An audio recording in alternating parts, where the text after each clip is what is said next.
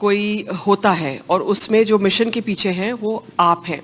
तो एक चीज़ बताइए कि आप जब राजस्थान में आए तो आपने किस तरह से कैंपेन प्लान किया? जैसे मिशन 2030 है, उसमें एक बड़ा क्लियर मैसेज जा रहा है मिशन 2030 से कि आप आगे की सरकार के लिए भी काम कर रहे हैं, you are going to come back to power. जैसे मिशन 2030 है, उसमें एक बड़ा क्लियर मैसेज जा रहा है मिशन 2030 से कि आप आगे की सरकार के लिए भी काम कर रहे हैं, you are going to come back to power. Is that the message? तो क्या प्लानिंग रही है इसमें से?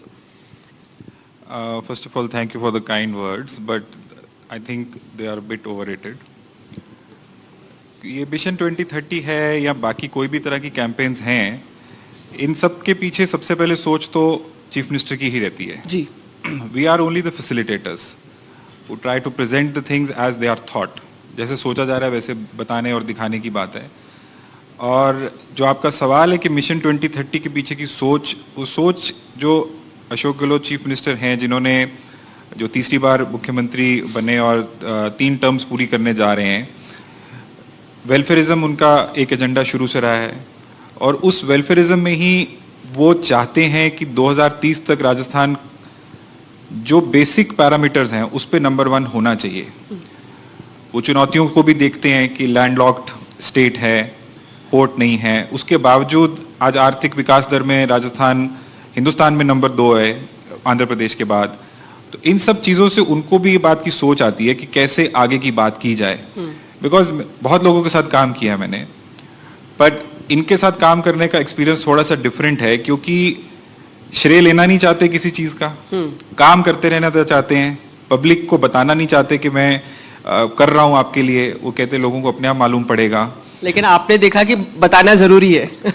That's where the political strategist comes in. लोगों को बताना जरूरी है। We have a explosion of information now because of the mediums. So it is important कि लोगों तक बात पहुंचाई जाए, लोगों को मालूम रहना चाहिए कि कौन उनके लिए क्या कर रहा है। और इसमें कोई मेरे हिसाब से गलत बात नहीं है, क्योंकि लोगों को मालूम रहना चाहिए कि कौन उनके लिए क्या कर रहा है। क्योंकि eight the end of the day तो चुनाव तो लड़ना ही है, डेमोक्रेसी है, प्रजातंत्र है, तो चुनाव के अंदर आपको बताना पड़ेगा कि आपने क्या किया। लोग पूछते हैं आपने क्या किया, लोग पूछते हैं आप क्या करेंगे। तो ये बदलाव कैसे ला पाए आप? मैं आपको एक छोटा सा अनुभव बताना चाहती हूँ। जब मैं रिपोर्टिंग करने के लिए राजस्थान में आई थी तो अशोक गहलोत जी किसी को बाइट नहीं देते थे। टीवी चैनल्स उस टाइम बहुत कम थे और अशोक गहलोत जी किसी को बाइट नहीं देते थे। वो कुछ मीडिया वालों से बात करके वो खबर छप जाती थी। अब हम देख रहे हैं कि सीएम कभी भी इंटरव्यू दे देते हैं और उन्होंने सोशल मीडिया को बहुत अच्छे से समझा है। आपने कैसे उनको चेंज किया? फिर अगेन मैंने कोई चेंज नहीं किया उसमें, ये उनकी ही सोच है कि मेरे को लोगों तक कैसे पहुंचने की जरूरत है। और समय के साथ बदलते रहे हैं, इसीलिए 3 बार मुख्यमंत्री बन पाए। और मैं उनको ये बात का श्रेय ज्यादा देना चाहूंगा कि 3 बार मुख्यमंत्री बने, बीच में 2 बार ब्रेक भी आई, और ब्रेक में 5 साल सरवाइव करना, वो भी कांग्रेस जैसी बड़ी पार्टी, राजस्थान जैसे बड़े प्रदेश में, तो ये एक महारत है जिसकी मैं उनको सलाह ज्यादा देना चाहूंगा। और उस सलाह में वो आगे बने, मुख्यमंत्री बने। और मुख्यमंत्री बन के जब आज उनको लगता है कि आज जो मुख्यमंत्री ने अंग्रेजी भाषा के विरोध में धरने प्रदर्शन किए, आज वही मुख्यमंत्री राजस्थान के अंदर Mahatma Gandhi English medium schools के जरिए 3 लाख से ज्यादा बच्चों को इंग्लिश की फ्री शिक्षा प्रदान कर रहे हैं, कि आज उसकी पॉपुलैरिटी का ये स्टेटस है कि उसमें लॉटरी लगानी पड़ रही है। तो समय के साथ बदलाव उन्होंने भी देखा, और उस बदलाव का नतीजा ये है कि आज उनको आप सब जगह पे बात करते हुए देख रहे हैं, अपनी बात को बताते हुए देख रहे हैं, और वैसे भी वो बात करने में लोगों को मोह लेते हैं, आपने भी देखा होगा। बिल्कुल बिल्कुल। नरेश जी, जैसे पिछली सरकार में, पिछले कार्यकाल में उन्होंने बहुत सारे अनाउंसमेंट्स किए थे, लेकिन कहीं ना कहीं हो सकता है वो मैसेज नहीं गया लोगों तक। तो इस बार जैसे आपका जो महंगाई राहत कैंप का कॉन्सेप्ट था, उसका कॉन्सेप्ट आई थिंक है till the last mile delivery. ये जो महंगाई राहत कैंप का कॉन्सेप्ट है, क्योंकि समाज कल्याण योजनाओं पर वो पिछली बार भी उन्होंने जोर दिया है, इस बार तो खैर एक इलेक्शन प्लैंक है कि समाज कल्याण जो योजनाएं हो रही है, आपको 500 रुपए का सिलेंडर सिर्फ राजस्थान में मिल रहा है, जो 25 लाख का चिरंजीवी इंश्योरेंस है, ये सारी बातें हैं जो, पर उसका कैंप जो आप लेके आए हैं और कितने लोगों तक आप पहुंच पाए हैं, ये क्यों जरूरी था ये कैंप? कैंप की 2 वजहें थी। एक वजह तो सबसे पहले ये थी कि स्कीम्स तो 4 साल से चल रही थी।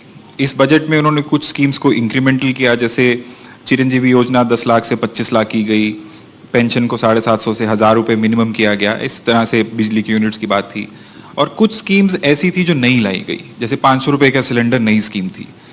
अब 4 साल में भी लोगों को वो बात नहीं मालूम पड़ सकी कि उनके लिए क्या काम किए जा रहे हैं।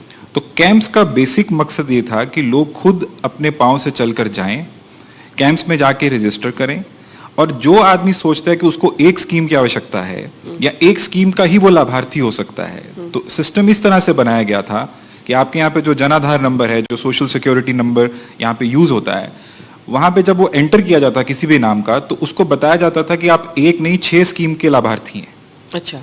तो घर से लेने आदमी एक स्कीम जाता था और लेके 6 आता था, और उससे उसकी अवेयरनेस भी बढ़ती थी।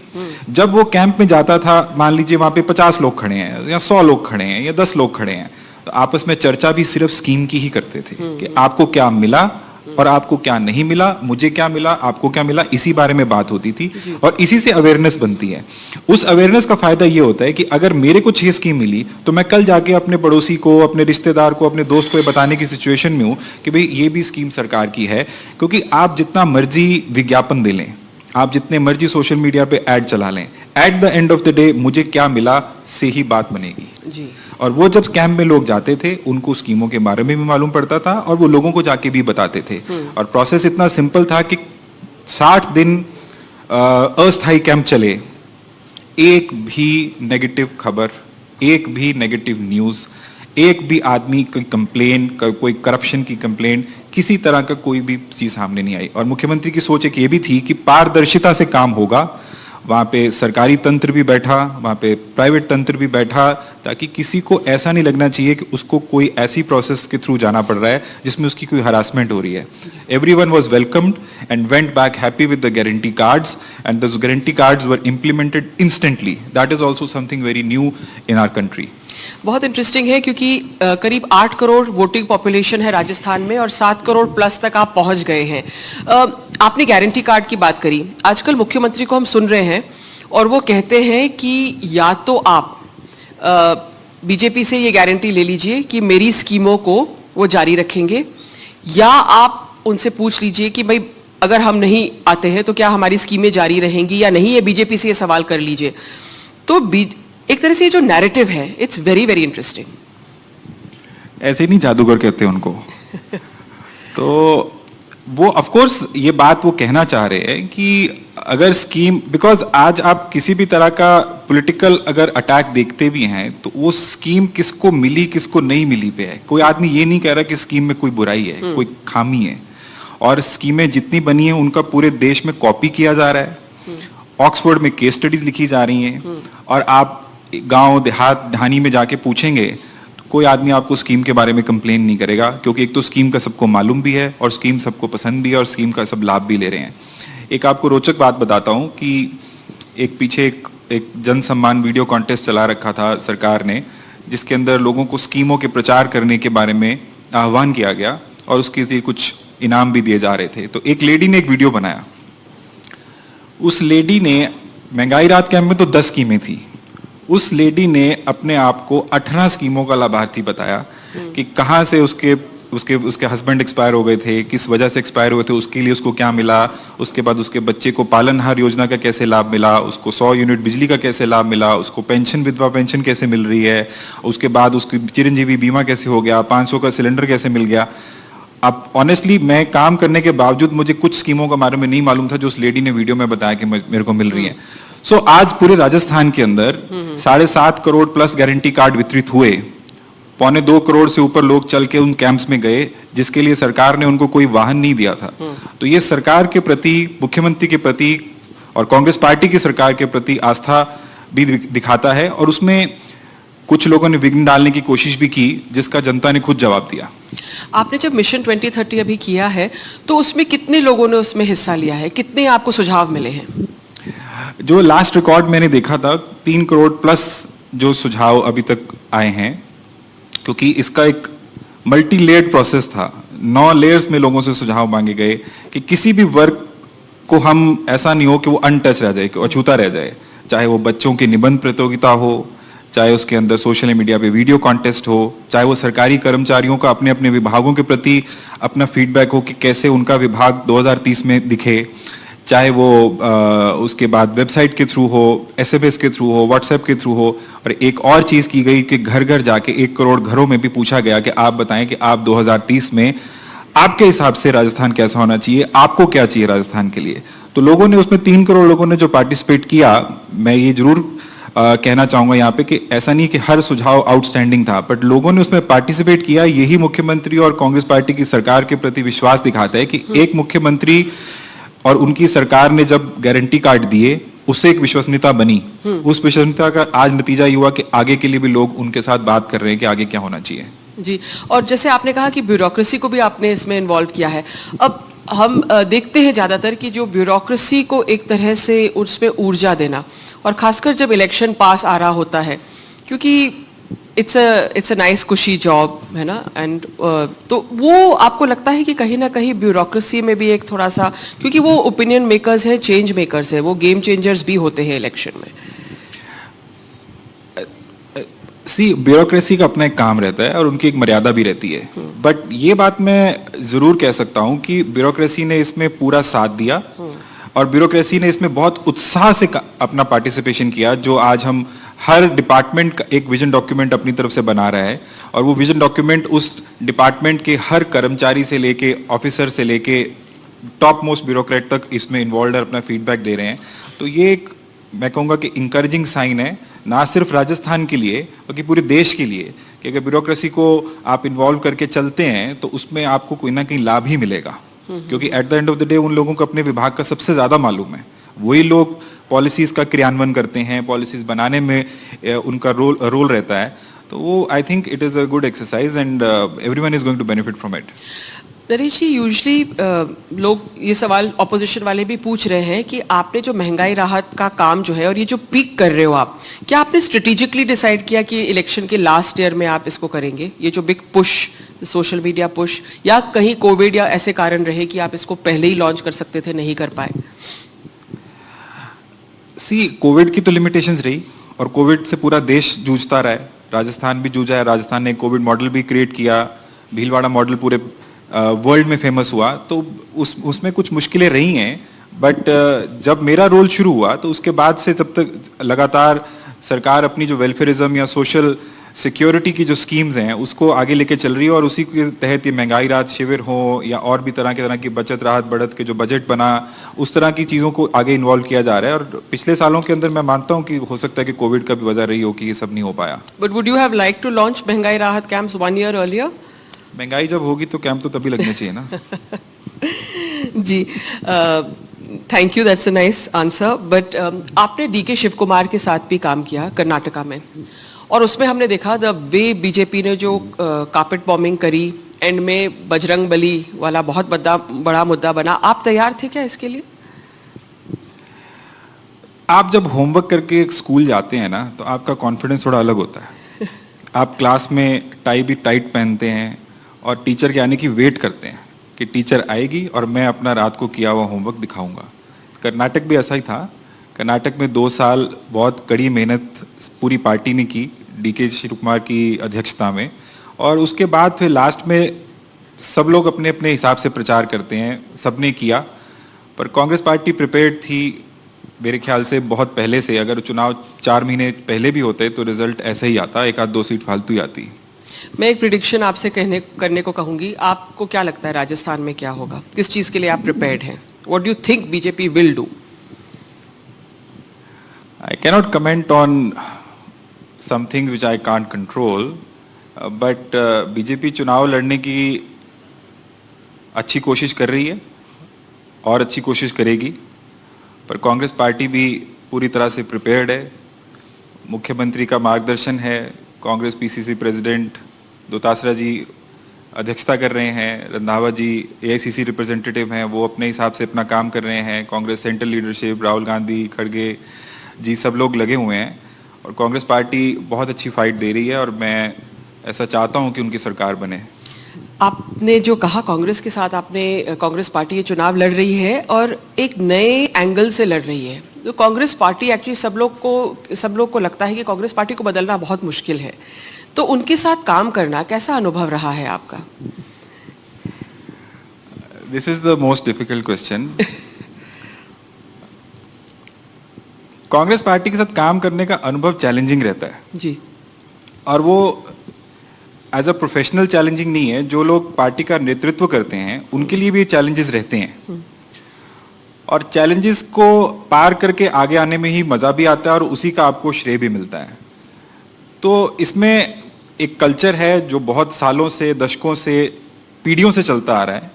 उसको बदलने की जगह उसके अंदर रह के आप बेस्ट क्या कर सकते हैं उस पे जोर देने से ही काम बढ़ता है। यही मैंने सीखा है कि आप चीजों को जब आउटराइटली चेंज करने जाते हैं तो बहुत रेजिस्टेंस मिलेगी, बट आप कांग्रेस का कल्चर आपको सबसे पहले समझना बहुत आवश्यक है।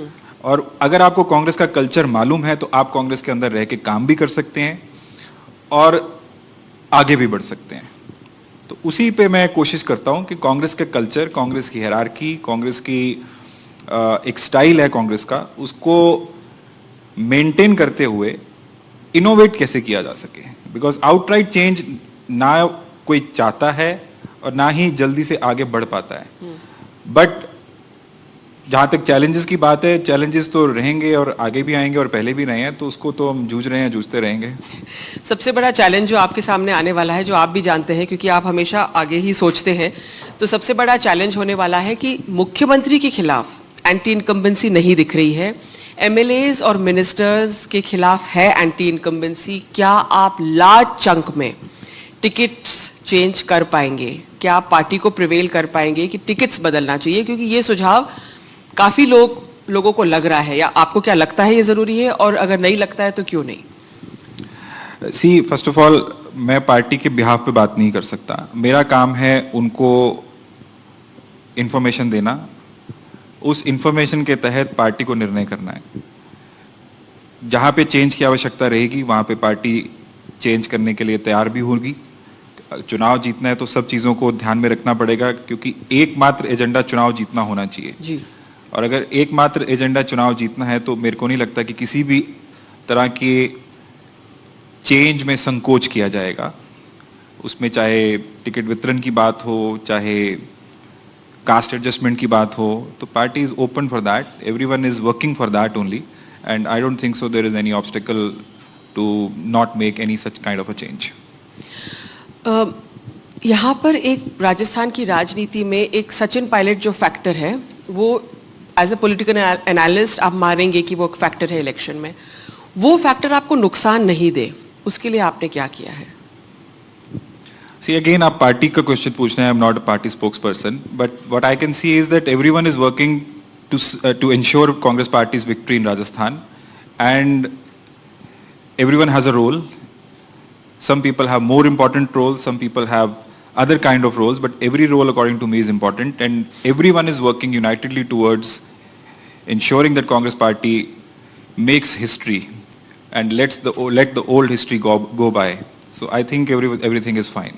दूसरी जो धारणा है नरेश जी, वो ये है कि राजस्थान में जो रोटी पलटते हैं, रिवॉल्विंग डोर ऑफ पॉलिटिक्स, और वो 30 सालों में, इट्स नॉट जस्ट समथिंग की धारणा है, 30 साल में एक्चुअली राजस्थान ने एक दोबारा वो सरकार रिपीट नहीं की है, तो ये भी एक फैक्टर है। तो आपने माइंडसेट चेंज करने के लिए एज एन एनालिस्ट क्या काम किया, क्या ब्रांडिंग की, क्या पॉलिटिकल मैसेजेस भेजे? सी, लोगों को सत्ता परिवर्तन तब चाहिए होता जब वो सत्ता से खुश नहीं हो। अब आपने खुद ही जिक्र किया कि अशोक गहलोत जी ने पिछली 2 टर्म्स में भी बहुत काम किया और फिर भी उसके बाद सत्ता की वापसी नहीं हुई। तो इस बार ऐसा क्यों डिफरेंट दिख रहा है? आप लोग भी सर्वे करते हैं, एनालिसिस करते हैं, रिपोर्ट्स पढ़ते हैं। लोगों को आज मालूम है कि उनके लिए क्या हुआ, एंड बेनिफिशियरी को मालूम है कि मेरे को क्या क्या मिला, क्या मिला नहीं, क्या क्या मिला और मिलता रहेगा। अब 2030 की बात हो रही है, 2030 की बात 28 की भी हो सकती थी, चुनाव तो 28 में अगली बार, बट चीफ मिनिस्टर ने एक स्टेट्समैन लाइक विजन दिया है, और इनफैक्ट सभी पार्टीज को भी उन्होंने आह्वान किया था जिस दिन वो ये लॉन्च किया था कि आप सब लोग मिलकर राजस्थान की प्रगति को 10 गुना करने में बात करें, क्योंकि 4 गुना प्रगति उनके बहुत सारे आंकड़ों पे दिखती है। तो वोटर को आज मालूम है कि उसको क्या मिला और किसने दिया, किस पार्टी की सरकार ने दिया और कौन उसका लीडर था। तो इसकी वजह से मुझे लगता है कि इसमें ब्रांडिंग और बाकी चीजों से अलावा इंपॉर्टेंट बात यह है कि लोगों तक ये बात पहुंचनी कि आपको किसने दिया, आपको क्या लाभ हुआ और आपने क्या मांगा था और आपको क्या मिला। स्टेटमेंट इनसे जो मांगा वो मिला और वो आगे से बोलते हैं मेरे से मांगते मांगते थक जाओगे और मैं देते देते नहीं थकूंगा। और इस उम्र में वो जिस ऊर्जा से इस कैंपेन को लीड कर रहे हैं और उनकी उसको आगे आगे बढ़ के नई चीजें करने की कोशिश कर रहे हैं, तो मेरे ख्याल जनता का अब फर्ज बनता है कि उसको ऐसा निर्णय दें कि जिसमें उनको लगे कि हाँ इट वाज ऑल वर्थवहाइल। और मैंने आपका जो कैंपेन है उसमें मैंने देखा है कि आप इमीडिएटली कोई बड़ी सभा होती है तो उसको एक बड़े ड्राई तरीके से आप लोग पेश नहीं करते हैं। एक कोई इंटरेस्टिंग बात है, जैसे उन्होंने एक लेडी से पूछा था कि तुम्हारे घर में कौन है, तो उन्होंने बोला कि ये है और एक तोता भी है। तो उन्होंने कहा तोता भी है, वो आपने इमीडिएटली पिकअप करके उसको एक तरह से भेजा। फिर वो एक लड़की आई थी, उन्होंने कहा क्या नाम है तुम्हारा, तो उन्होंने बोला सुनीता। उन्होंने बोला मेरी पत्नी का नाम भी सुनीता है इसलिए मैंने पूछा।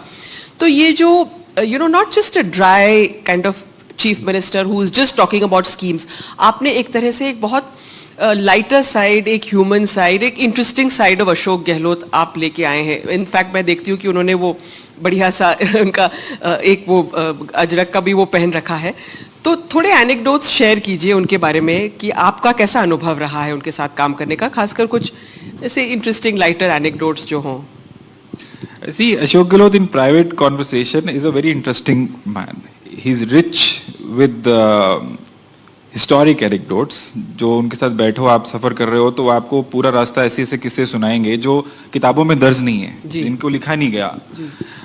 और ये जो तोते वाली बात है, उनको पूछा तो उसने बोला मेरे पास मिट्ठू भी है।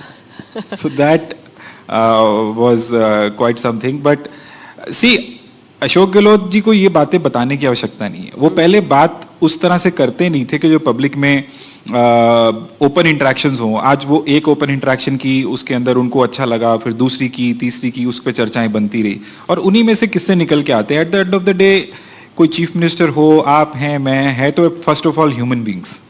उसके बाद we become prisoners of our image. You become a prisoner of your profession, I become a prisoner of my professional image and the chief minister becomes.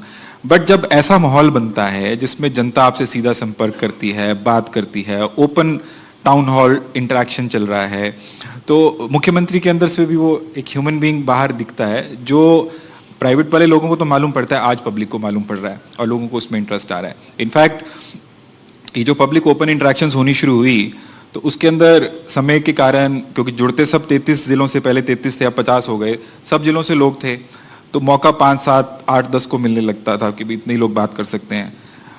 हमारे को बाद में उसके लिए लॉटरी करनी पड़ी कि कौन बात कर पाएगा नहीं कर पाएगा, because people started liking to talk to him कि मेरे से भी बात होनी चाहिए, मेरे से भी बात होनी चाहिए। हम कभी रोड शो का कोई उनको तजवीज़ करते, वो कहते यार मैं जाता हूँ रास्ते में, वैसे ही लोग रास्ते में इतना खड़े होकर मेरे को रोक के रोड शो की बात करते हैं। और उनका सरल स्वभाव है, इजीली एक्सेसिबल है, उनमें ऐसी कोई चीफ मिनिस्टर वाली एयर नहीं रहती है, वो बात करने में भी कोई संकोच नहीं करते, किसी के कंधे पे हाथ रखना हो तो वो 1 मिनट लगाते हैं। और ये सब अपनापन मेरे को लगता है कि आज उनको 30 साल जो राजस्थान की राजनीति में, 40 साल टोटल, 50 साल उनको राजनीति में हो चुके हैं कि वो इतना लंबा सफर तय कर पाए और शिखर पे रहे। बिकॉज लोग आते हैं चले जाते हैं। मैं उनको ये बात बार बार बोलता हूँ, मैंने पहले भी बताई कि आप जब सत्ता में नहीं होते आपका टेस्ट तब होता है। आप सत्ता में है तो आपका टेस्ट अलग है, बट सत्ता में नहीं होना, पॉलिटिकल टेस्ट आपका तब होता है। तो ये उनका व्यक्तित्व है, सौम्य भी हैं और उनको जादूगरी तो आती है, बातों के साथ साथ उनके और भी जादूगरी बहुत वो करते हैं। तो I think this is Ashok Gehlot which people have not seen, but it is the real Ashok Gehlot which people are not seeing and they are liking it. Well, yes, and of course, who would know it better than somebody who's done the branding for Mr. Ashok Gehlot? But just coming back to Mission 2030, आपका क्या vision है? आपका क्या 3 points जो आप चाहेंगे राजस्थान में under Mission 2030? Well, first of all, the first point which I would want to see is that because we are working closely on this campaign, that Rajasthan should be number 1 in actual terms on the basic indicators, because that is where the life starts. Okay. The life doesn't start with the the accessories. It starts with the basics. And what are the basic indicators? Basics are that we should have a good quality of life. Health is one thing which we all ignore, and health is a crown which is worn by the healthy and seen only by the unhealthy. So that is one thing which Chief Minister also feels very dearly about, and hence you see all these schemes and the Nirogi Rajasthan campaign, etc. The second thing is education. I keep saying at various forums that we keep opening schools, we keep opening colleges, universities, and etc., etc. But where do we aspire people to become teachers? Where do we ask our children to be raised as to become teachers in their careers? If we don't have good teachers, what is the use of these buildings and all these kind of curriculums? So one thing which I dearly want, not just in Rajasthan but everywhere, but now because we're talking specifically about Rajasthan, that teaching should be seen as a primary job, not as a tertiary job, कि कोई काम नहीं तो हम teacher बन जाएं. अगर teacher अच्छे होंगे तो आपका भविष्य, आपका देश, आपका प्रदेश सब अच्छा होने वाला है, क्योंकि वहीं से बात शुरू होती है. That is why I call it basics. And the third thing is, which I see that the potential is still unlocked in Rajasthan, is in sports. Rajasthan has a big, vast geography, and it has people of all kinds. And I would like to say here, because it's a show on Rajasthan, that I have found Rajasthani people the most affectionate ones and simple people. Sports is one thing which brings a lot of discipline. It just doesn't get you sporting galleries, but it gets you way ahead in life. That sporting potential has also not been unlocked as the way it should be. So 3 sectors I would see that Rajasthan should be working and getting into something which is different to the country. Already in IT, your state is number 1. It has the largest, biggest data center, and your governance is more on digital platform than most of the South Indian states also. South Indian states are also copying certain things from Rajasthan, which is a new thing. So, but I still see that as not the primary thing. The primary thing is that the quality of life needs to be the best one in Rajasthan. People should feel happy about it. In any case, it is a happy place. Yes, in fact, Chief Minister ने भी कल happiness index के बारे में बात किया था. नरेश जी, मेरा आखिरी सवाल ये है कि आपने कर्नाटक में काम किया, असम में काम किया और राजस्थान में किया है, और कहाँ अगर मेरे को ध्यान नहीं है तो आप प्लीज़ बताइएगा. क्या आपको लगता है कि टाइम सबसे ज़्यादा इम्पोर्टेंट होता है पॉलिटिकल एनालिस्ट और पॉलिटिकल स्ट्रेटेजिस्ट के लिए, या getting on the same wavelength as your leader? क्या दोनों में से क्या है, या दोनों चीज़ें हैं? Which can make or break a campaign? I think there is no substitute for time. You cannot buy time with money. No matter how much resources you have, you cannot buy time. Some things need time, and campaigns and messaging need time. You meet someone for the first time, you don't invite the person directly for dinner. You go out for a coffee, then you go for lunch, then third meal is the one which you probably get someone invited to your place, or you get invited. So with a voter also it works like that. You cannot just expect that once you connected and that is how voter is going to be impressed. Voter values his or her vote. The politicians need to understand it, that voters don't take their vote for granted. We are mistaken if we think like that. So that needs time for us to meet the voter, as in the political party to meet the voter, to interact, and then to impress and influence to vote in your favor. Secondly, the wavelength part is also important, but I think you can have disagreements in a room and still make way, but if you don't have time, then even if you are agreeing on certain things and you are all for each other, still you will not be able to make it. Wavelength is important. It's not that I'm discounting it, but time, I think, is the most important thing. And Karnataka lesson tells us that Congress started well in time. In Rajasthan also, it is not, I cannot say that there was not enough time. The time is there, but there is a history which needs to be changed, and that is why you see some historic steps being taken by the government, by the Congress party, by the Chief Minister, by the entire leadership, and I think the results are also going to be that historic. In fact, I don't know, I can't predict the election, but Mr. Arora, मैं ये कह सकती हूँ कि आपने एक धारणा बदल दी है, और वो ये है कि आज आप कहीं भी चर्चा करें तो सब लोग कहते हैं कि बिल्कुल टक्कर है राजस्थान में, जो पहले लोग नहीं कह रहे थे कि अरे एक बार बीजेपी एक बार कांग्रेस, अभी सब कह रहे हैं कि राजस्थान में टक्कर है। एंड आई थिंक उसका श्रेय कहीं ना कहीं आपको भी जाता है। तो बहुत बहुत शुक्रिया हमसे बात करने के लिए। And I think we may probably may not have more time, और do we? If not then I will say thank you. Thank you Harsha ji, thank you, nice talking, thank you. Thank you so much.